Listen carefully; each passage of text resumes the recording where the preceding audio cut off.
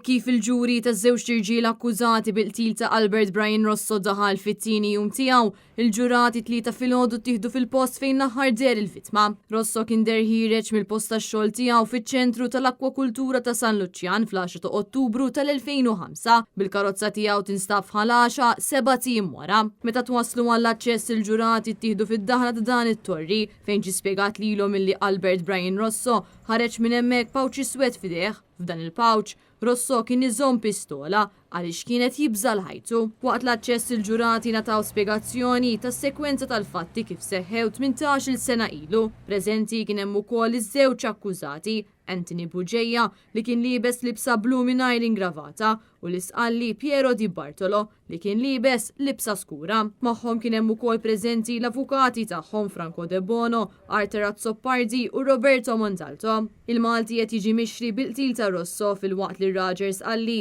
qed jiġi akkużat b'kompliċità f'dan id-delitt. Rosso nqatel b'tiri ta' arma tan-nar u l-akkużati allegatament wadbuh il-baħar għalkemm il-katavru ta' Rosso baqa' qatt ma nstab. Aktar tard f'awla 22 kompla jinstema' il-ġuri fejn il-qorti ma leqgħetx it-talba tad-difiża biex il-ġuri jiġi xolt. Kmieni wara nofsinhar xedt l-eks kummissarju tal-Pulizija John Rizzo illi qal li kellu laqa ma' Rosso ġimgħa qabel ma qeb. Rizzo konferma li Rosso kien iġġor arma fuqu minħabba li ħassu meddet. Huwa saħaq kif dakinhar li sparixxa xi ħadd kien ħareġ mill-van tal-vittma, rikeb vettura li qal li kienet il hemmhekk minn dakinhar li Rosso kien ġie nieqes u telaq biha mas-sewwieq. Għal mistoqsijiet tad-difiża l-eks kummissarju Rizzo qal li l-vittma ma kienx direttament meddet iżda t-teddid kien jasallu permezz ta' Anthony Buġeja u minant Piero Di Bartolo. Il-prosekuzzjoni f'dan il-każ qed titmexxa mill-avukati Angel Vella u Andrea Zammit fil-waqt li l-avukat Stefano Filletti qed jidher bħala parte ċivile fil-każ.